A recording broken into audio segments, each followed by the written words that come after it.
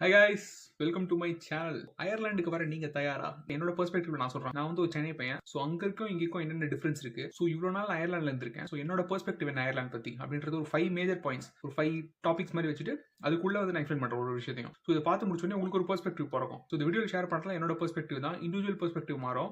நான் என்னோட பெர்ஸ்பெக்டிவ் இந்த வீடியோ ஷேர் பண்றேன். ஸோ எல்லாமே ஹானஸ்டா என் மைண்ட்ல படத்தை பேச போறேன். ஸோ டைம் வேஸ்ட் பண்ணாம வாங்க வீடியோவை ஸ்டார்ட் பண்ணுவோம்.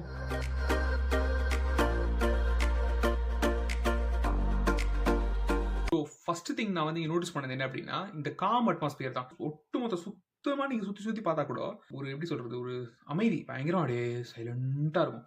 பட் சென்னையில பாத்தீங்கன்னா அப்படி இருக்காது. சென்னையில வந்து பாத்தீங்கன்னா ரோட்ல பைக் ஓட்டிட்டு போறீங்கனாலே ஒரு 10 விஷயம் நம்ம சுத்தி நடந்துட்டே இருக்கும். பரபரன்னு இருக்கும்.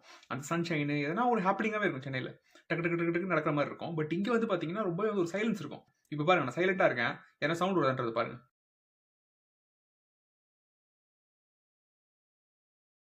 ஒன்றும் வரல. இப்போ நீங்க அங்க சைலண்டா இருந்து பாருங்க. ஃபோன் அப்படியே பாஸ் போட்டு சைலண்டா இருந்து பாருங்க. சம்திங் ஏன்னா ஒரு பேக்ரவுண்ட் சவுண்ட் கண்டிப்பா கேட்கும். பாஸ் போட்டு இருந்து பாருங்களேன். கேக்குதா? ஸோ அதான் சொல்ல வரேன். அங்க எதனா ஒரு ஹாப்பினிங்கா இருந்துட்டே இருக்கும். ஸோ அந்த ஒரு அட்மாஸ்பியர் இருந்துட்டு திடீர்னு நம்ம இந்த காம் அட்மாஸ்பியர் வரப்ப நமக்கு ஒரு ஷாக் இருக்கும். ஸ்டார்டிங்ல ஓகே என்னடா கொஞ்சம் டிஃப்ரெண்டா இருக்கும். பட் போக போக போக அது நமக்கு அடாப்ட் ஆகணும். அதை அடாப்ட் பண்ண கத்துக்கினா தான் இங்க சர்வே ஆக முடியும்ன்றதை நான் கத்துக்கிட்டேன். அதுக்கேற்ற மாதிரி இங்க இருக்க வெதரை சப்போர்ட் பண்ணணும்னு சொல்லலாம். ஒரு சைலண்டான வெதர். அப்படியே அந்த மழை பெய்யறதுக்கு முன்னாடி ஒரு வெதர் இருக்கும் தெரியுமா? அப்படியே ஒரு மாதிரி அப்படியே இருட்டிட்டு இருக்கும் தெரியுமா வானம். ஸோ அந்த மாதிரி தான் இருக்கும் மோஸ்ட்லி வெதர் இங்க. ஸோ அதனால இங்க எப்பெல்லாம் சன்ஷைன் வருதோ ஐரிஷ் மக்களை கையிலே பிடிக்க முடியாது. செம்ம ஹாப்பி ஆகிட்டு வெளில போய் ஓடுறதுக்கு என்ஜாய் பண்ணுவாங்க. ஏன்னா 90 to 95% ஆஃப் டைம் வந்து இங்க அப்படியே அந்த மழை வர வெதர் தான் இருக்கும். ஸோ அதனால சன்ஷைன் பார்க்கறது அவங்களுக்கு அபூர்வம், ரொம்ப அப்படியே ஹாப்பி ஆயிடுவாங்க சன்ஷைன் வந்தாலே. ஸோ செகண்ட் வந்து காஸ்ட் ஆஃப் லிவிங் தான். எஸ்பெஷலி டப்ளின்ல செம்ம high cost of living. So இதை நான் சொல்லி உங்களுக்கு தெரியணும் அப்படின்றது கிடையாது. ஸோ எல்லாருக்குமே மோஸ்ட்லி தெரியும்.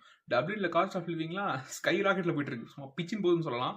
ஸோ இதுக்கு என்ன ரீசன் அப்படின்னா, அயர்லான்ட்றது வந்து ஒரு ஐலாண்ட் கண்ட்ரி இல்லையா? ஸோ எந்த ரிசோர்ஸஸுமே கிடையாது. ஸோ அவங்க எல்லாமே அவுட் சோர்ஸ் பண்ணி தான் வாங்கி ஆகணும் ரிசோர்ஸஸ். ஸோ அதுக்கான சார்ஜஸ் யார் தெரியல கட்டுவாங்க, நம்ம தெரியல தானே கட்டுவாங்க. ஸோ நான் என்னோட காஸ்ட் ஆஃப் லிவிங் சொல்றேன். ஆவரேஜா ரெண்டை மட்டும் தவிர்த்துட்டு என்னோட காஸ்ட் ஆஃப் லிவிங் பார்க்கலாமா?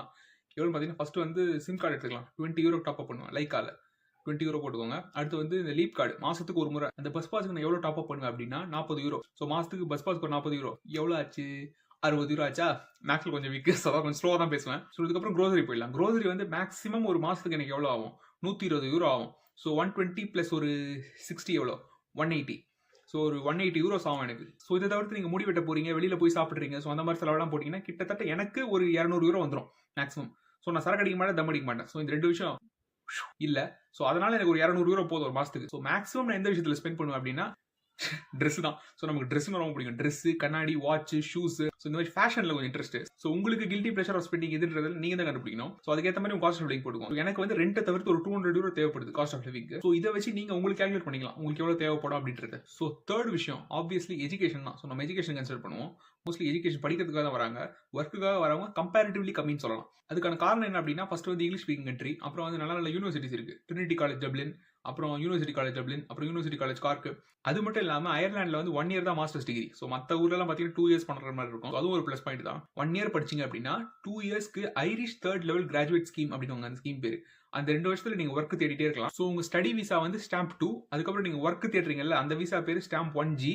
அதுக்கப்புறமா அந்த ஒர்க் கிடைச்சிருச்சு அப்படின்னா 1G வந்து 1 மாறும். ஸோ இதுதான் எனக்கு தெரிஞ்ச டெர்மினாலஜி. ஸோ இதுக்கப்புறமா உங்களுக்கு நல்லா இதை பத்தி ரிசர்ச் பண்ணணும் அப்படின்னா அந்த ஐரிஷ் அஃபிஷியல் இமிகிரேஷன் வெப்சைட்ல போய் படிச்சு பாத்துருங்க. நான் சொல்றது வந்து ஒரு சின்ன டிப் ஆஃப் த ஐஸ்பர்க் தான். ஸோ நான் ஃபோர்த் ஜாப் ஆப்பர்ச்சுனிட்டிஸ். நம்ம எதுக்கு படிக்கிறோம்? வேலைக்கு போய் சம்பாதிக்க தானே படிக்கிறோம். ஸோ அதுக்கு வருவோம். ஸோ எனக்கு தெரிஞ்ச வரைக்கும் ஃபர்ஸ்ட் இங்க ஃபார்மாக்கு நல்லாவே ஸ்கோப் இருக்கு. ஏன்னா பெரிய பெரிய ஹெட் குவார்டர்ஸ்லாம் இருக்கீங்க. ஃபைசர், அபாட், அப்புறம் ஜான்சன் அண்ட் ஜான்சன். ஸோ அதே மாதிரி டெக்குக்கும் இங்க நல்ல ஸ்கோப் இருக்கு. கூகுள், ஃபேஸ்புக், ஆப்பிள், ஸோ அந்த ஆஃபீஸ்ல கூட இங்க இருக்கு. ஸோ ஜாப் ஆப்பர்ச்சுனிட்டிஸ் பொறுத்த வரைக்கும் நிறைய பேர் கேட்குறீங்க, இந்த கோர்ஸுக்கு ஸ்கோப் இருக்கா, இந்த கோர்ஸுக்கு ஸ்கோப் இருக்கா அப்படின்ட்டு. மோஸ்ட்லி வந்து பாத்தீங்கன்னா ஃபார்மா அண்ட் டெக்குக்கு நல்லாவே ஸ்கோப் இருக்கு என்ன பொறுத்த வரைக்கும். மீதி இருக்கிற கோர்ஸ் பத்தி எனக்கு அந்த அளவுக்கு தெரியல. ஃபார்மா வந்து ஏன் தெரியும் அப்படின்னா நான் ஃபார்மால தான் இருக்கேன். ஸோ அதை பத்தி எனக்கு கொஞ்சம் ஓரளவுக்கு தெரியும். ஸோ ஜாப் ஆப்பர்ச்சுனிட்டிஸ் பொறுத்த வரைக்கும் இதான் மேட்டர். ஃபிஃப்த், நம்ம கம்யூனிட்டி அண்ட் சப்போர்ட் அந்த சிஸ்டம்க்கு வருவோம். நம்ம இந்தியன் கம்யூனிட்டி வந்து பாத்தீங்கன்னா நிறையவே இருக்கு. எஸ்பெஷலி நம்ம தமிழ் கம்யூனிட்டி நிறையவே இருக்குன்னு சொல்லலாம். ஸோ நல்லாவே நல்லா க்ரோ ஆயிட்டு இருக்குன்னு சொல்லலாம். இப்போ ரீசென்ட் டேஸ்ல முந்திக்கு இப்போ நல்லாவே பரவாயில்ல, நல்லாவே க்ரோ ஆயிட்டு இருக்கு. நிறைய தமிழ் ஆர்கனைசேஷன்ஸ் இருக்கு. நல்ல தமிழ் ஃபெஸ்டிவல்ஸ்லாம் கூட கொண்டாடுறாங்க இங்க. அதே மாதிரி இந்தியன் க்ரோசரி ஸ்டோர்ஸ் அண்ட் தென் இந்தியன் ரெஸ்டாரண்ட்லாம் இருக்கு. என்ன பிரைஸ் தான் கொஞ்சம் அதிகம். ஸோ அதை பத்தி நம்ம இங்க பேச வேணாம். ஸோ இந்த மாதிரி ஒரு இந்தியன் கம்யூனிட்டி இருக்கிறதுனால நமக்கு ஒரு சென்ஸ் ஆஃப் பிலாங்கிங் இருக்கும் இங்க இருக்கிறதுக்கு. பட் அதே மாதிரி என்ன சொல்லிக்கிறேன், என்னதான் இந்த மாதிரி இந்தியன் கம்யூனிட்டி இருந்தாலுமே நம்ம ஊர்ல இருக்க அந்த ஒரு வைப் வராது. அந்த ஒரு வெளிநாட்டு வைப் இருந்துகிட்டே இருக்கும். ஸோ இதுதான் மக்களே நான் உங்ககிட்ட ஷேர் பண்ணணும்னு நினைச்சிட்டு இருந்தேன் ரொம்ப நாளாவே. ஸோ நான் ஃபீல் பண்ணது என்னோட பெர்ஸ்பெக்டிவ் ஓப்பனா ஷேர் பண்ணிட்ட மக்களே. ஸோ இந்த வீடியோ நீங்க என்ஜாய் பண்ணிருப்பீங்கன்னு நினைக்கிறேன் மக்களே. நெக்ஸ்ட் டைம் சூப்பரான கண்டோட உங்களை வந்து பாக்குறேன். பாய்.